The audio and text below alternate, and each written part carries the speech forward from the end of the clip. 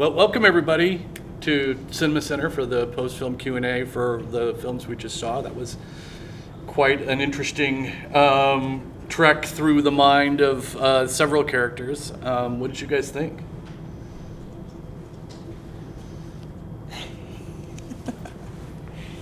I thought they were such different films in the sense that, in a way, you could, with the second film, you could see just it was a very slow, just his world. And with the first film, it was almost, there was, things were happening really quickly, just like the new kid, the trying to get your feet underneath you, all the social dynamics. So in that way, I felt they were really different films. I agree. The second film with the slow start, at first I was like, just get to the point. However, I don't know that I would have quite gotten his emotional journey if I hadn't seen kind of the monotony and just kind of the when is the action going to start? And so I think that was necessary to kind of feel where he was at in his loneliness and emptiness in a lot of ways. Yeah. By the way, as I just jump right into things, my name is Art Herbig. I'm the executive director of Cinema Center. Do you guys want to take a second to introduce yourselves? I'm Ann Devine. I'm a marriage and family therapist. And I'm Drew Heiniger. I teach history. To teenagers. To teenagers. Yes. Yeah. One of the things that in the first film, I found it really interesting, the ways in which they had to navigate the politics of masculinity. Whereas in the second film, I always feel like films like that make me want to the frustrating thing we have with resolution, where at the end he has to have made up the relationship with the son, but I don't know if he earned it. You know what I mean? And I feel like, we use these plot tricks, right? I quit drinking. Oh, good. Well, everything's solved. And it's those kinds of films oftentimes for me are a frustration, because I just want to it's great that you've started on a journey toward, but I'm almost more interested in that story, right? The one that starts when he quit drinking rather than the one that ends with it. Mm-hmm. Because these kind of character stories for me, they're a struggle, because it's just there's more to this here, and there's more to overcoming this than this little plot device allows us to have. You know what I mean? In the short film, I feel like, you maybe get a little bit more of that, because you want the character to not just leave him alone, he's not worth it, but to say, no, this is a friend of mine. Yeah. I like this person, I want to spend time with this person, but instead the last shot is just the character alone on top of the crate, just by himself again. And so, as much as you want the character to evolve, change, he doesn't, and it just kind of leaves you maybe a bit more. But I thought that the work they did in that film was almost better, because you do have this moment with that character where you're like, yeah, you know what? You had your chance.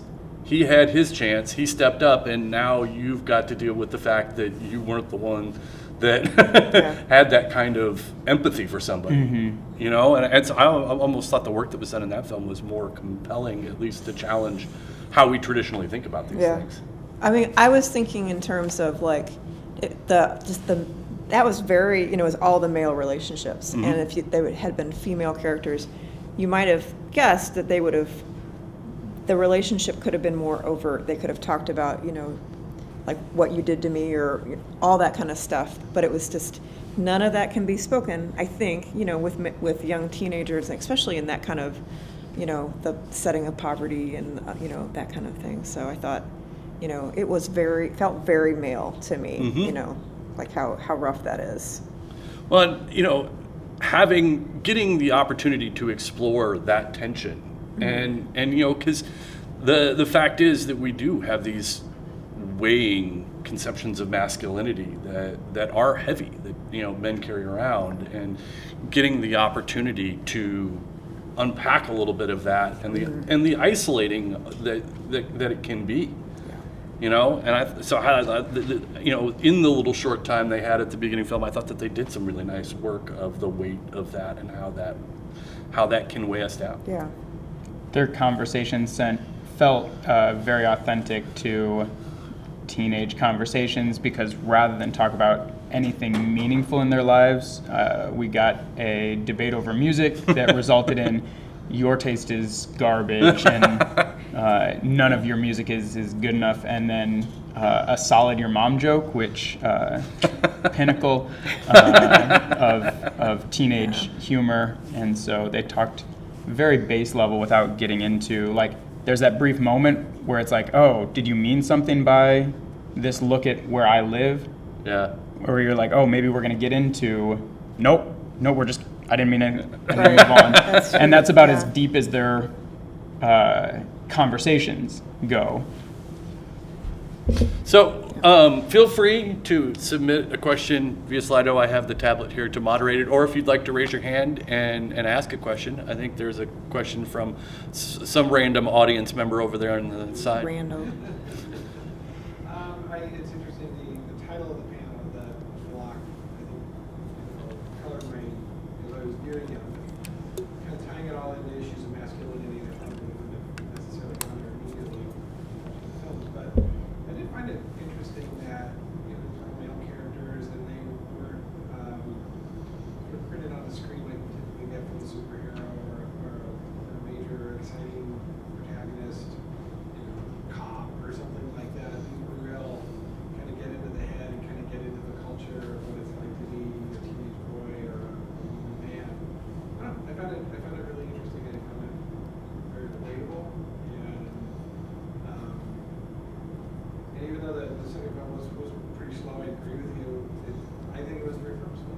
Yeah. I think it was, you know, it took the time it needed to take to kind of get you into that emotional place. So not really a question, but a comment.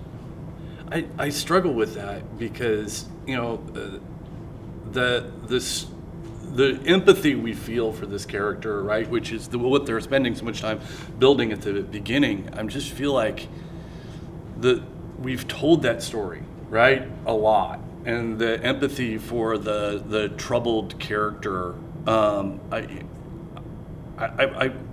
I would like to get past having to have empathy for that person. You know, the person that's gonna smack their kid and leave and like these kinds of things. I want that person to have to earn that empathy rather than having to continue to be a type of character that we have to sit with a lot. And that type of man we have to sit with a lot, it seems like.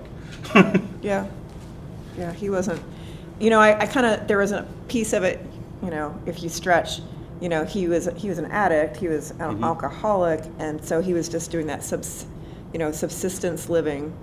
But probably, you know, he would have, that was the whole game. It's like barely live, barely have any relationships, and drink.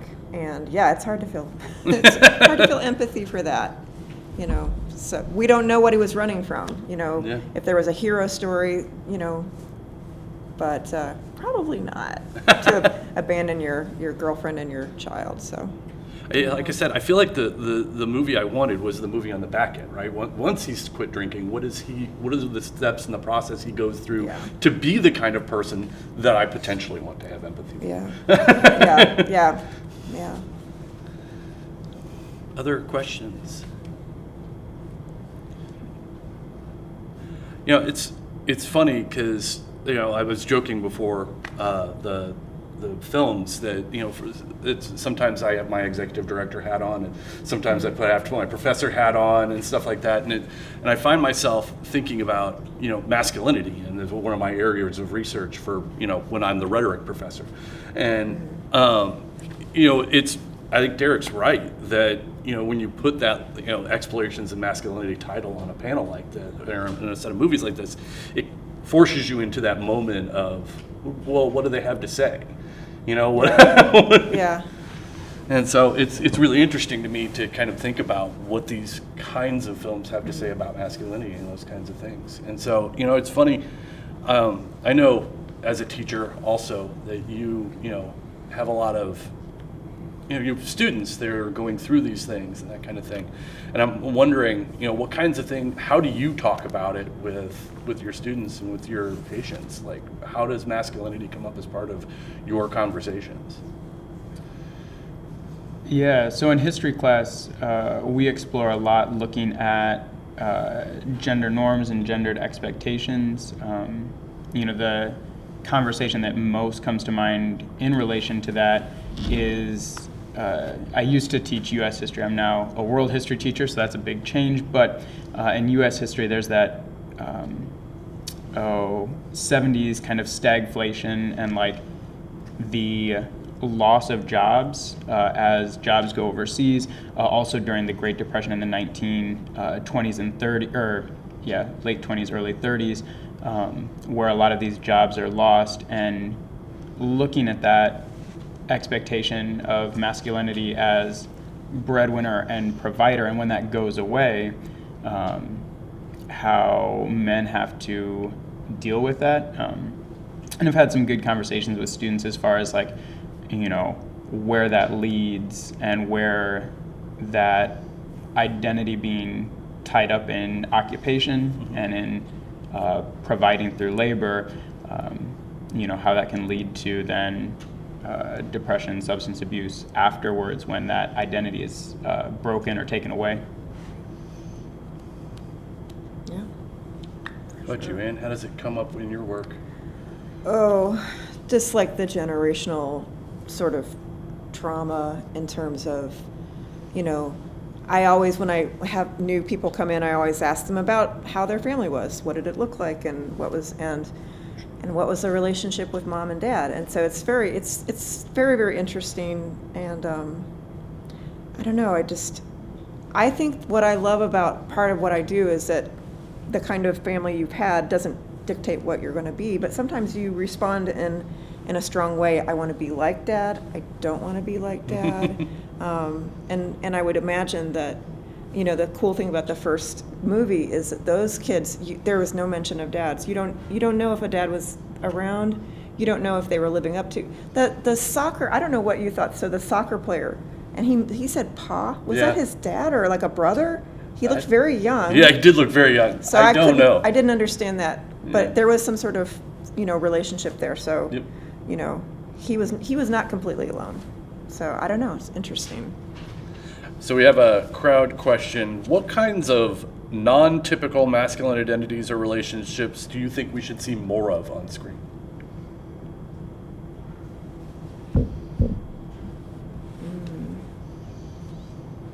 I mean, I would like to see the kinds of male relationships that deal more in the empathy we can have for one another. I would like to see men being supportive and, the kinds of things, because I know it really wasn't until grad school that I really kind of wrapped my head around what toxic masculinity really was. Mm-hmm. And having been an athlete, having been in those environments, I just did not spend enough time realizing how much pressure I was putting on myself to be something that I didn't necessarily need to be. Mm-hmm. And I, the overcoming obstacles, American dream, bootstrap story, to a certain extent, I'm done with. Because, what's lost in those stories is none of those people really succeed without the people around them and the support and the opportunities provided by others and the paths that are created by the people who came before them. The interconnectedness of humanity is something we almost like to vilify in our stories. We almost like to make it the villain. And I just, I really would like to see more of the connectedness. I don't know. I think it would be like if you would see friendships and that the people that are different, the boys, that are different are just as included as like the stereotype athlete, Yeah. So I mean, that's always interesting and nice to see, but I don't know how, I don't know how the weirdos or the outsiders do like what you've seen. I mean, do you feel like they find their people, or do they have a tough go of it? Yeah, I would say, for guys that don't quite fit, the norm of masculine interests, they tend to find, their group, but often that means a lot more female friends because they don't relate to that traditional masculinity. I would say I see more of those guys kind of ending up in a female-centric group, and not that there's anything wrong with that, but I don't see a ton of those students forming like cliques of guys that don't quite fit. It's like one guy with a handful of female friends, and right. That tracks from back when I was in school for sure. Mm-hmm. Yeah. So we had another question from the audience. How do you see the patriarchy impact masculinity in your profession?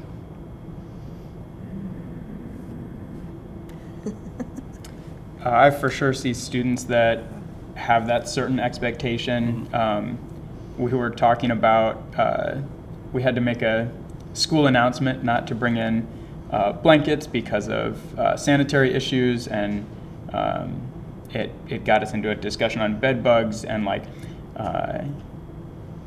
I mentioned that a friend of mine, his house had bed bugs, and so I had told my roommate at the time, go hang out with him, just not at his house. Don't get bed bugs.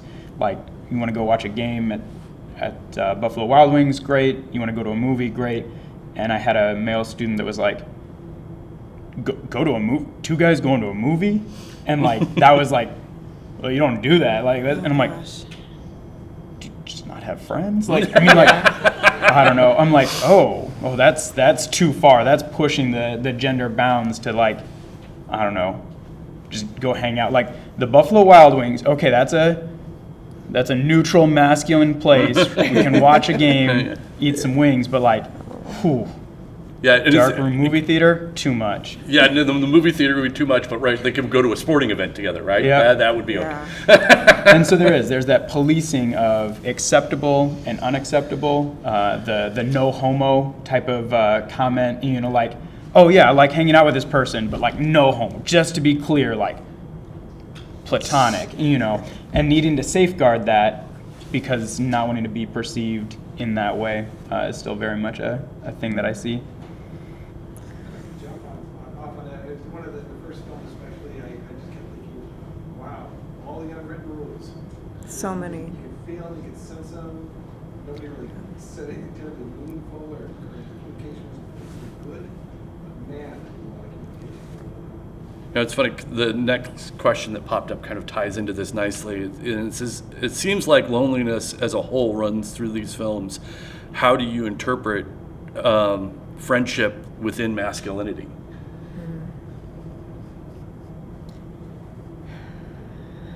This is kind of an aside, but I work with mostly adult people, and one of the couple issues is that the men struggle to have friends. They have their partner, but male friendships after a certain age, unless you have them from way back, it's really they're very, it's hard to do, and it makes me very sad because that's it's a big opportunity lost. But loneliness. Yeah, we get isolated just to our very, very tiny groups.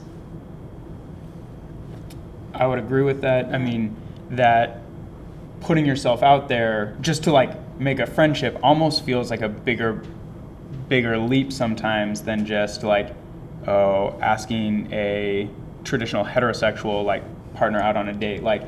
Almost feels like a bigger so maybe we get a pizza and watch a Marvel movie. Trying to bridge that, unless you have a set activity here is a safe, acceptable thing to do. Just hanging out, talking on the phone feels forced. Yeah. Yeah. It's really funny. I have a very close friend from college, and my friends from college kind of all dispersed after college. It wasn't like, I find that a lot of, people in here when they from here when they go to college in Fort Wayne, they stay in Fort Wayne. They've been in Fort Wayne for most of their lives, and I'm originally from California, and a lot of my friends left California after college. They went to D.C. and worked in politics. They were all over the place, and very consciously one day, my closest friend said to me, he goes, "We've just got to normalize saying I love you to each other, because we just don't see each other enough and talk to each other enough the way we should." And it was really striking to me, because it's like, yeah, why don't, I love him and I miss him when, I don't get to see him. And why don't we say that? and it was like a very conscious thing he wanted to say. He wanted, we need to normalize this, because we don't have enough time together to get to share the experiences we want to have. And it really was this kind of striking moment of, that makes sense. Yeah. Well, we have gone through the questions on the tablet, so anything you guys want to talk about? Well, Not really. I thought the first film was just the moodiness, and the setting was just, it felt very, very real, and I really appreciated all the movie aspects of what they set up. The other one was like beautiful beaches and stuff, also really gorgeous, but definitely that movie set the stage, and I felt it all. It felt very real. It was striking. That film was for show don't tell. The ways in which you don't have to have this. Whereas the second movie really did have I'm explicitly going to tell you the problem we're having now. Exactly. The first movie was just, it was built, and it was in the tension, and it was as Derek was saying, it was in the nonverbals, it was in how things kind of were, and I thought that was really cool. Yeah. All right, well, thank you guys very much Sure, for you bet. hanging out, and thank you all for coming. And